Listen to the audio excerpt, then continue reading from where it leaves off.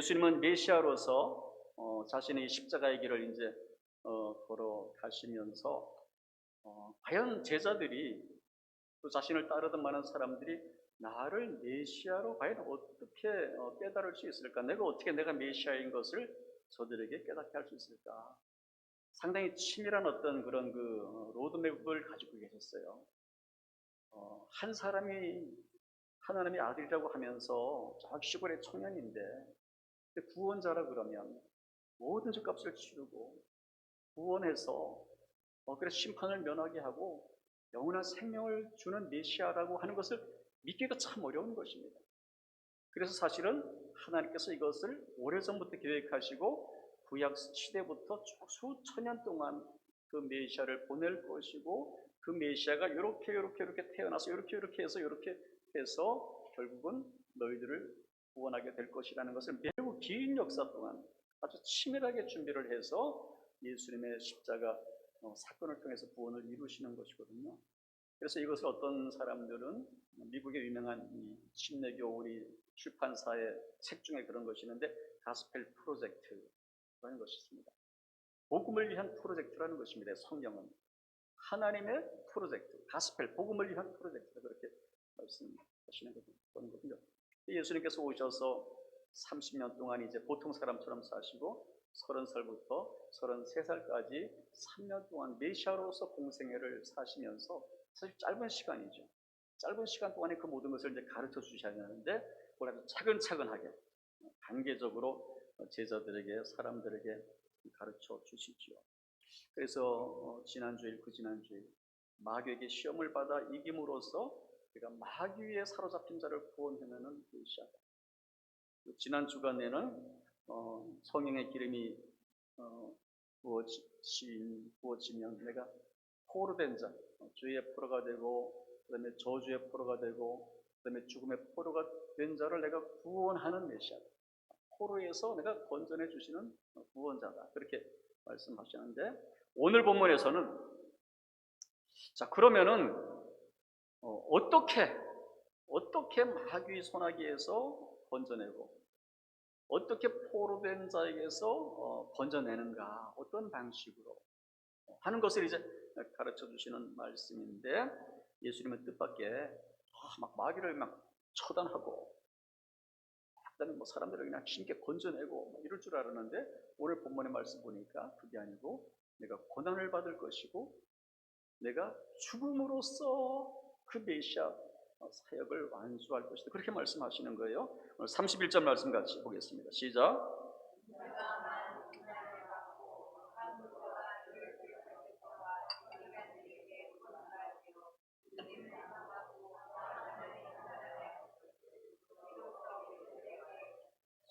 인자가 많은 고난을 받고 그리고 이렇게 해서 죽임을 당하게 될 것이다. 그리고 이제 살아나는 것까지 말씀하시죠. 이 과정을 통해서 우리를 구원할 거라 그렇게 말씀하세요. 그러면서 이것을 비로소 그들에게 가르쳤다. 그동안에는 요거는 가르치지 않았습니다. 계속 기적을 보여주시고 치유를 보여주시고 귀신들을 쫓아주시고 하늘의 복음을 전파하시고 그러면서 요 앞에 보면은 이제 자신이 그리스도라는 것을 제자들이 확실히 알도록 깨우쳐 주신 다음에 그리고 나서 비로소 이제는 이걸 말할 때가 되었구나. 하나님의 메시아가 고난을 받는다, 죽는다 그러면 사람들이 믿겠어요? 그런데 이제 이걸 가르쳐줘야 될 때가 되겠구나. 이제는 제자들이 알아먹겠지. 물론 제대로 못 알아먹었습니다. 나중에 이제 부활하신 후에 이제 깨닫게 되었는데 어쨌든 예수님으로서는 이제 최선의 방식으로 제자들에게 또 사람들에게 이걸 이제 가르쳐 주시고자 하는 것인데 이제 때가 됐다 그렇게 생각을 하신 것이죠. 왜 고난을 받아야 되느냐? 왜 죽음을 당해야 되느냐? 그것은 우리가 죄값 때문에 우리가 마귀에 사로잡힌 것이고 죄 때문에 우리가 죄 때문에 죄의 포로가 되고 그리고 저주의 포로가 되고 사망의 포로가 되었기 때문에 그 죄값을 치러주려면 죄의 삭은 뭐라 그랬어요? 사망이다. 그러니까 우리는 다 죽어야 되고 형벌 받아야 되는데 이 값을 치우지 않으면 대체 우리를 구원할 수 없으니까 값을 치러주시기 위해서 고난을 받으셔야만 되고 죽으셔야만 되는 것입니다. 그것이 예수님 그냥 자기 생각으로 그렇게 하는 것이 아니라 그게 하나님의 가스펠 프로젝트였고 이미 구약시대 때부터 그렇게 예언되었던 하나님이 보낸 메시아는 하나님의 아들인데도 죽어야 된다. 고난을 받아야 된다. 그렇게 구약 성경에 이미 예언하고 있죠. 우리가 잘 아는 대로 이사야 53절, 5절, 6절 읽습니다. 시작.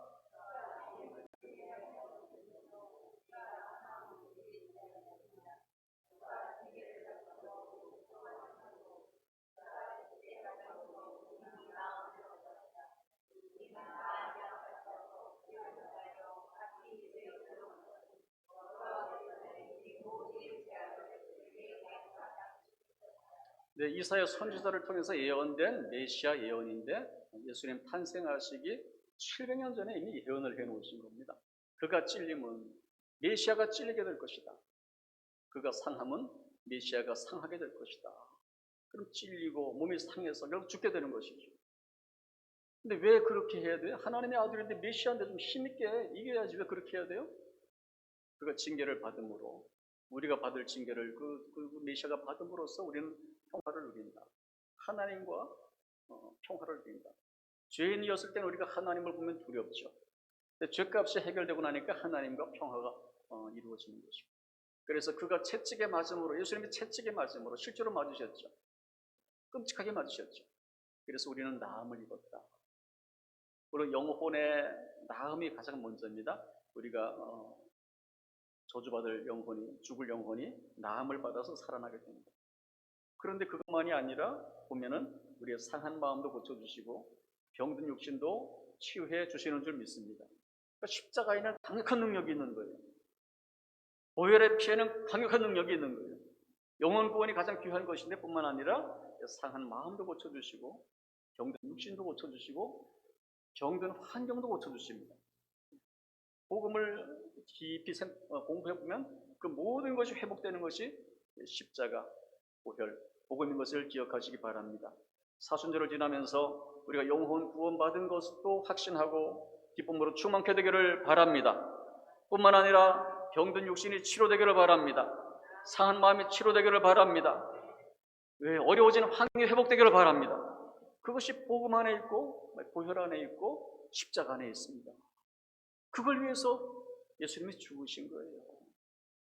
헛된 죽음이 아닙니다. 죽음을 통해서 우리를 살아나게 하신 거예요. 살아나게 하신 거예요. 그 사랑 앞에 우리가 우리의 사랑이 회복되는 절기가 되기를 바랍니다. 네, 이게 이해할 수 없는 사랑이죠. 이해할 수 없는.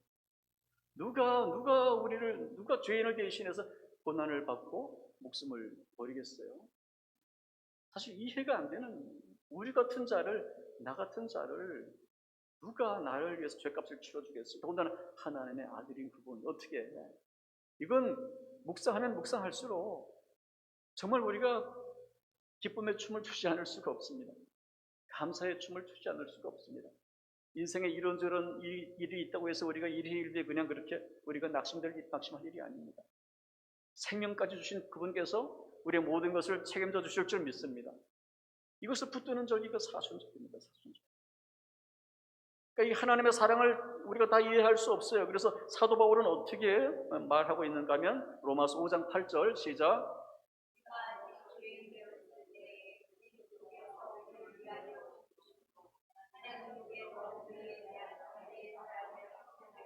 우리가 죄인 되었을 때에 우리가 좀 괜찮아진 상태가 아니라 여전히 죄 가운데 뒹굴고 있을 때 예수님이 우리를 위해 죽으심으로 하나님께서 사랑을 확장하셨다. 우리를 얼마나 사랑하시는지 우리를 사랑한다 하는 것이 그냥 말이 아니라 진심이라는 것을 또 십자가 죽음을 통해서 보여주셨다는 거예요. 할렐루야. 다 이해할 수 없는 사랑. 프랜시스 첸이라는 작가가 있는데 이 사람이 지은 책이 Crazy Love. 무슨 러브라고요? Crazy Love. 무슨 어디 노래에서도 들어본 것 같은데 그 노래하고 관계가 있는지 모르겠는데 관계 없는 것 같아요. 책 이름이 Crazy Love인데 한국말로 표현하면 미친 사랑. 한국말로 하니까 더 실감이 나네요. 미친 사랑, 미친 사랑. 이 하나님의 사랑을 무슨 사랑이라 그런다고요? 뭐 어떻게 표현하기가 마땅치 않고 미친 사랑이다. 미쳤다. 야, 미쳤다. 누가 저렇게 사랑할 수 있냐? 미쳤다. 세상에 대체 누가 누구를 저렇게 사랑할 수 있느냐? 미쳤다. 미쳤다.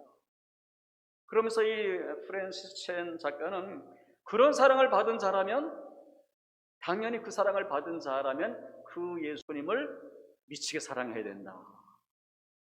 어떻게 사랑해야 된다? 미치게 사랑해야 된다. 그럴 수밖에 없잖아요. 누구에게부터 사랑을 받으면 그만큼 사랑하고 싶은 거잖아요.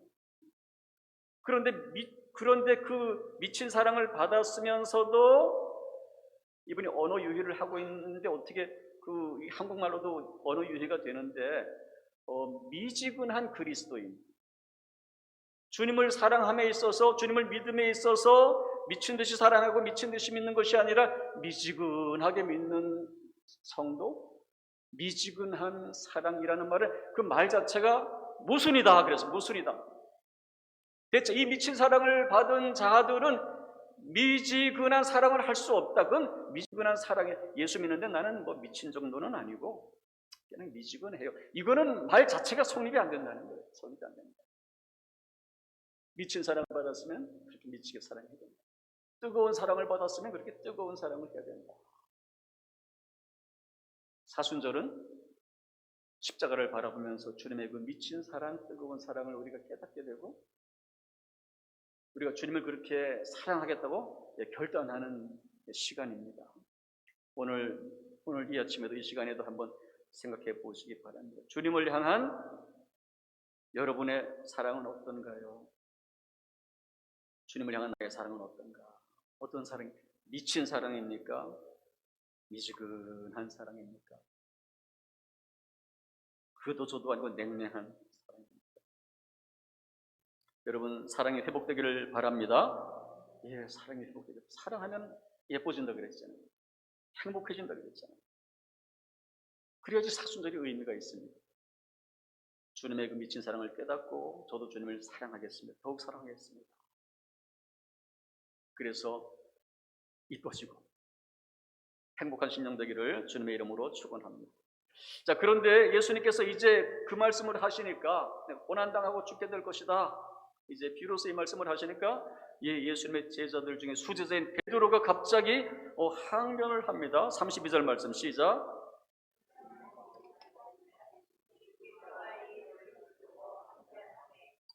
마가는 좀 간단히 기록을 했는데, 조금 더 구체적으로 기록한 마태복음을 보면 시작.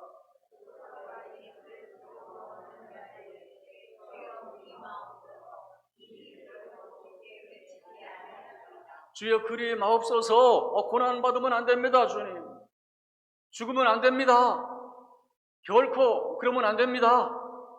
좀 베드로가 이렇게 얘기하고 있는 거예요. 인간적으로 보면은 괜찮아 보이는 말 같아요. 스승이 죽으신다 그러는데, 고난 받으신다 그러는데, 그러면 안 됩니다. 인간적으로 맞는 말 같아요. 그죠? 맞는 말 같아요. 그런데 사실은 주님을 생각해서 하는 말이 아니라 베드로가 자기를 생각해서 하는 말이에요. 자기를. 아니, 예수님이 그동안에 막 기적도 행하고 막 죽은 사람도 살리고 막 떡도 만들고 하여튼 물리도 걷고 놀라운 하나님의 권능을 나타내셨는데, 우리가 제자가 되었는데 이제 그 주님 앞에 딱 붙어가지고 우리도 그냥 세상에서 폼 잡고 그냥 힘있게 그냥 막 이렇게 영광의 이 왕 앞에 우리가 그 측근이 되기를 원했는데, 세상에서도 우리가 영광을 누리겠구나, 이제 예수님만 붙어 있으면. 그러는데 갑자기 예수님이 죽는다 그러니까, 예수님이 살아계셔서 펄펄 살아계셔서 계속 그냥 기적을 행하고 원수들을 그냥 처단하고 이걸 해줘야지 우리가 지금 폼나는 건데, 죽으신다 그러니까 안 됩니다. 안 됩니다. 말은 스승님을 생각하는 것처럼 생각했지만 사실은 자기를 생각해서 그렇게 말하고 있는 거죠. 우리도 예수님 믿는다고 하면서 그렇게 믿는 경우가 있을 수 있고, 실제로 그렇게 믿는 사람들이 있을 것입니다. 예수님 믿는다고 그러면서 내 생각대로 믿고, 성경이 어떻게 말하든지, 예수님이 어떻게 생각하시든지 관계없이 내 생각대로 믿고, 내 욕심을 채우기 위해서 믿고, 주님이라고 부르면서 내가 주님의 뜻에 맞춰 사는 인생이 아니라 주님을 그냥 내 뜻을 이루어주고 내 소원을 이루어주고 나를 돕는 분으로만 생각하는, 내가 주인이고 예수님이 종되는 그런 신앙이 실제로 기독교 안에 있습니다. 그렇죠? 지금 얘기하는 베드로와 같은 신앙이고, 그건 기복신앙과 다를 바가 없고 미신신앙과 다를 바가 없습니다. 사순절을 지나면서 우리 신앙을 점검해 봐야 되는 거예요. 내 신앙이 혹시 베드로, 나중엔 훌륭해졌지만 지금 여기서 말하는 이 베드로, 절대 그런 일 일어나면 안 됩니다. 예수님의 뜻을 생각하지 아니하고 하나님의 가스펠 프로젝트를 생각하지 아니하고 자기 생각에, 자기 욕심에, 자기 중심적인 생각을 하고 있는 베드로와 같은 신앙은 아닌가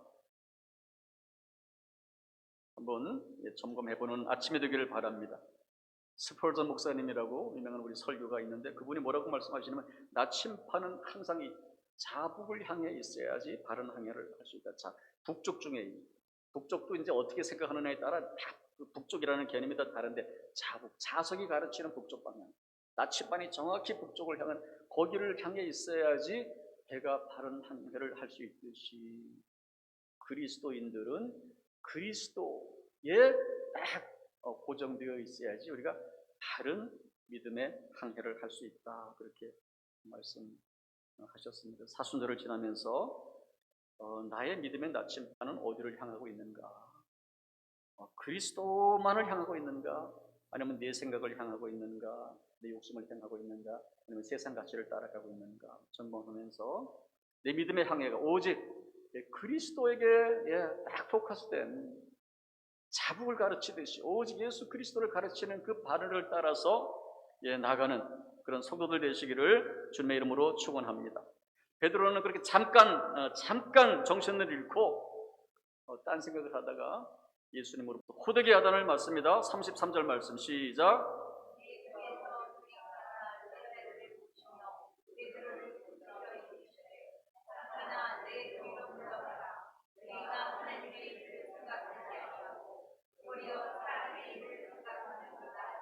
그래서 그렇게 말하는 베드로를 보시면서 꾸짖는데, 사탄아 내게로 물러가라. 야, 이런 야단이 어디 있겠어요. 예수님의 수제자라고 자타가 공연했던 그런 사람인데, 사탄아. 베드로가 사탄은 아니겠죠, 그죠? 베드로가 사탄은 아니죠. 근데 이런 말을 하는 위에, 그런 말을 하는 그 말 속에, 그런 생각 배후에 누가 있다는 거예요? 사탄이 있다는 거예요. 사탄은 실제입니다, 실제. 우리는 못 보지만 때로 보일 때도 있습니다. 영적으로 눈을 열어주시면. 우리는 못 보지만 영이신 예수님은, 영과 육을 다 가지신 예수님은 사탄의 배후의 사탄까지 다 보시는 거죠. 우리가 눈으로 보지 못할지라도 얼마든지 우리가 영으로 우리가 깨달을 수 있습니다. 어떤 말을 하는가, 어떤 생각을 하는가를 보면서 그 뒤에 사탄이 역사하고 있구나. 복음을 증거해서 영혼들을 구원하기 위한 그 사명의 길에서 겪는 고난, 십자가, 그걸 얘기하는 겁니다. 예수님이 지금 십자가 지고 죽으신다고 그러잖아요. 왜 십자가 지고 죽으시는 거예요?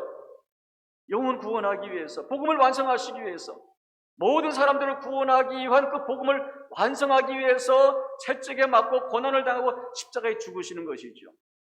그런데 나를 따르려거든 너희들도 십자가 지는 것은 바로 그 복음을 위해서, 예수님이 이미 이루어 놓으신 그 복음 이제는 전파해서 그 복음을 듣는 자마다 구원을 받게 될 것인데, 예수님께서 그렇게 영혼들을 구원하기 위해서 고난받고 죽으시기까지 하면서 이루어낸 복음을 위해서 이제 너희들이 십자가를 지라는 것은 그 복음을 증거하기 위해서 십자가를 져라.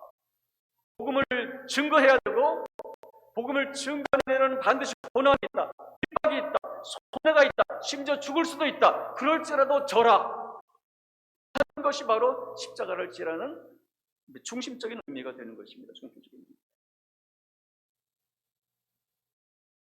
예수님의 제자들은 다 이 명령에 그대로 순종했죠. 그래서 복음을 땅끝까지 증거하다가 다 순교했습니다. 사도 요한만 순교는 아니고 섬에 유배돼가지고 그것도 순교적 유배죠. 그렇게 살았습니다. 모두가 십자가를 지고 실제로 고난을 당하고 죽임을 당했습니다. 그 이후에 모든 시대마다 그 복음을 들은 자들이 똑같이 이 말씀에 순종해서 십자가를 졌어요. 십자가를 졌어요. 그래서 그 시대마다 복음이 전파되었고, 얼마나 많은 우리 시대에서 믿음의 선조들이 피를 흘렸는지 모릅니다. 정말 고난을 당하고 목숨을 잃었어요. 십자가에 달려 죽었어요. 정말. 우리나라에도 이 복음을 전하기 위해서 특히 미국의 수많은 젊은이들이 복음을 듣고 있다 복음 전하다가 병에 들어 죽고 그냥 핍박받아 죽고. 이 시대에 복음이 우리에게 왔는데 우리가 이제 십자가를 져야 될 줄 믿습니다. 복음을 증거하는 삶을 살아야 되고, 그러면서 겪는 고난을 우리가 감수해야 됩니다. 근데 복음을 아예 전하려고 하지도 않아. 그리고 전하려고 해도 조금 그냥 포기해버려. 이거는 십자가 지는 삶이 아닙니다.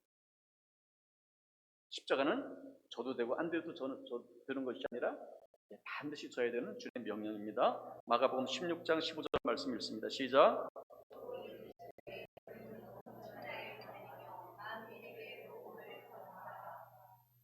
네, 온 천하에 다니며 만민에게 복음을 전파하라. 우리 성도님들의 삶이 그런 삶이 되길 바랍니다. 우리 교회가 그런 교회가 되길 바랍니다. 네. 주님의 관심은 오직 그거예요. 모든 영혼, 땅 끝까지 모든 영혼이 구원받는 것. 구원의 길을 열어놨는데 복음을 듣지 못해서 구원받지 못한다면 얼마나 애석한 거예요. 주님의 관심은 오직 그겁니다.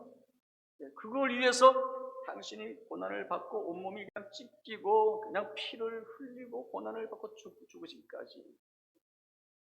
그래서 휘장이 찢어지고 그래서 구원의 문이 환하게 열렸는데, 그래서 모든 영혼이 구원받기를 원하는데 이 복음이 증거되지 않으면 대체 이게 무용지물이니까.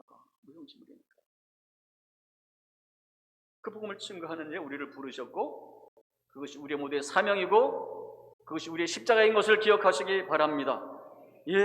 우리가 복음을 전해야 된다는 그 마음에 우리가 불타야 돼요.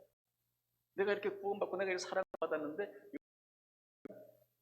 화가 있으리로다. 사도 바울은 대체 이 좋은 것을 전하지 않는다면 화가 있으리로다. 그리고 그 복음을 전하는 과정 가운데 고난이 있을 것을 미리 알고 가시기 바랍니다. 그죠? 예수님 복음 전했는데 사람들이 무시하고 핍박하고 조롱한다고 해서 그냥 포기하면 안 됩니다. 포기하면 안 됩니다.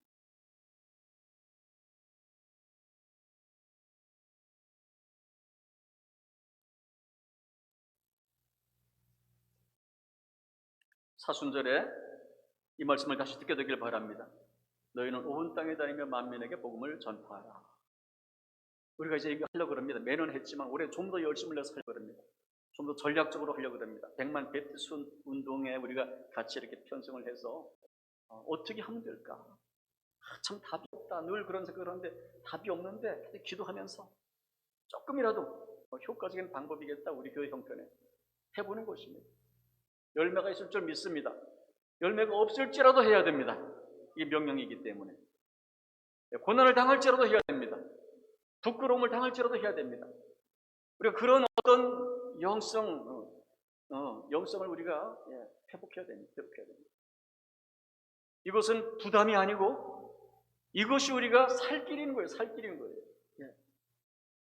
우리가 십자가 하면 죽는다, 고난을 당한다 이렇게 생각하는데 이것이 살 길인 거예요. 역설입니다. 이것이 십자가 고난을 당하는 것, 죽게 되는 것이 살 길입니다. 살 길.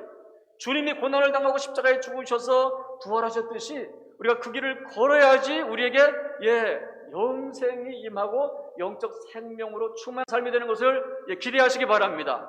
믿으시기 바랍니다. 그래서 고난 주간에 십자가를 묵상하면서 십자가를 져라, 고난을 받으라 이렇게 하면 너무 힘든 것 같아. 그걸로 끝나는 게 아니에요. 고난을 넘어서서 우리에게 부활이 있습니다. 영광이 있습니다. 생명이 있습니다. 그래서 주님께서 이렇게 말씀하시잖아요. 마지막 35절 시작.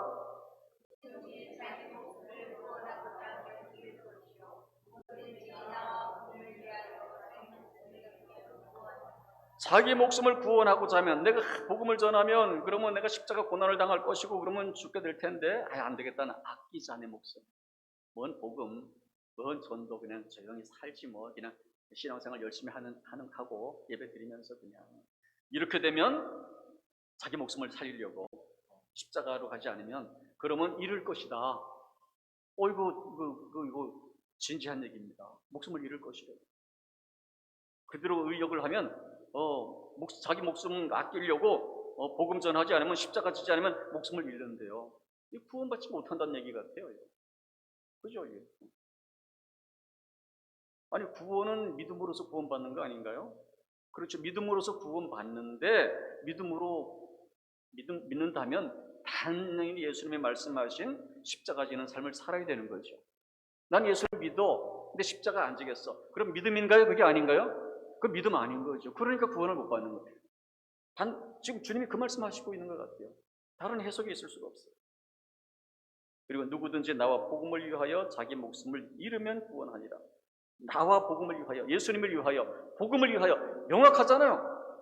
다른 의미가 아니잖아요. 십자가지라는 것이 나를 위하여, 주님을 위해서, 복음을 위해서 자기 목숨을 잃으면, 십자가를 지면 구원을 받으리라. 구원을 받게 될 것이고 영생을 얻게 될 것이고 그 심령 가운데 참된 하늘의 생명력으로 충만하게 될 줄 믿습니다. 그래서 이 십자가 길을 가는 사람들, 이 복음 증거의 길을 가는 사람들은 보면 우리가 볼 때 세상적으로 죽은 것 같고 그냥 그런 것 같은데 그 심령이 그냥 살아 역사해요. 그냥 생명력으로 충만해요. 십자가를 지는 것은 우리가 단순히 고난당하고 죽음으로 향해 가는 길이 아니라 진정으로 살아나는 길인 것을 기억하시기 바랍니다. 우리가 참으로 구원받았다는, 영원한 생명을 얻었다는 확증이 그 길에서 오는 것이고, 그 길을 갈 때 주님께서 하늘의 생명을 부어주셔서 우리가 생명으로 충만한 인생이 될 줄 믿습니다. 부활의 생명으로 충만하게 될 줄 믿습니다. 계절이 그것을 가르치고 있다 그랬잖아요. 계절이 이렇게 겨울에서 봄으로 가면서 모든 생명이 충만한데, 하나님의 형상대로 지음받은 우리는, 예수 그리스도를 통해서 새롭게 새 생명이 된 우리는 더욱더 충만한 생명이 되어야 될 줄 믿습니다. 십자가의 길을 걸어감으로, 믿음으로 걸어감으로, 기꺼이 감당하고 그 위에 부어주시는 부활의 생명, 하늘의 생명력으로 충만한 성도들 되시기를 주님의 이름으로 축원합니다.